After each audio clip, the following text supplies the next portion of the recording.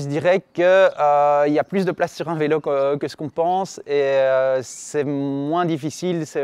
Dans le trafic aussi, c'est pas si effrayant que ça. Bonjour, donc moi c'est Henri Sautiot, je suis coopérateur chez Renault. Je fais de l'électricité et je suis technicien PEB pour les chaudières à gaz.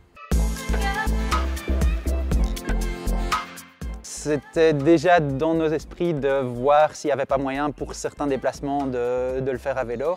Mais c'est quand même un peu compliqué parce qu'il y a quand même pas mal de matériel à prendre avec. Et donc Nicolas a été en lien avec Kergo et on a pu tester un vélo électrique avec une capacité un peu plus grosse pour pouvoir justement voir si on savait le faire. Et après les semaines de test avec Kergo, on s'est décidé pour un long tail parce que c'est un peu plus facile à diriger dans le trafic.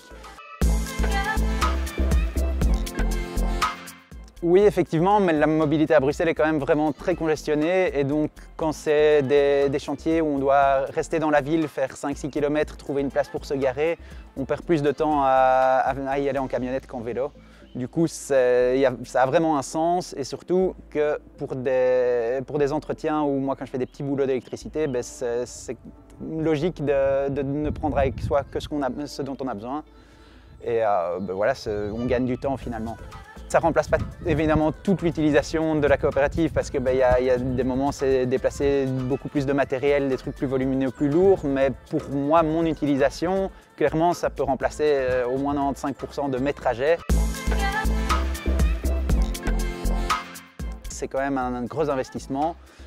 Du coup, c'était plutôt une question entre les bénéfices et le coût. Et le fait de pouvoir bénéficier de cette prime a clairement accéléré les choses. Le vélo coûtait entre 6 000 et 7 000 euros, je pense, et la prime couvrait plus ou moins la moitié de ça. D'être directement sur place, de ne pas chercher à se garer, de pouvoir poser le vélo, on l'attache. Parfois, il y a même des portes cochères dans certains des endroits, donc on peut même le rentrer à l'intérieur. J'aime beaucoup être dehors plutôt qu'être coincé dans le trafic, donc c'est aussi un bien-être personnel, donc le fait d'arriver sur chantier et de ne pas être stressé par les 4-5 personnes qui nous ont coupé le trafic ou par tous les feux rouges qu'on s'est pris, quoi.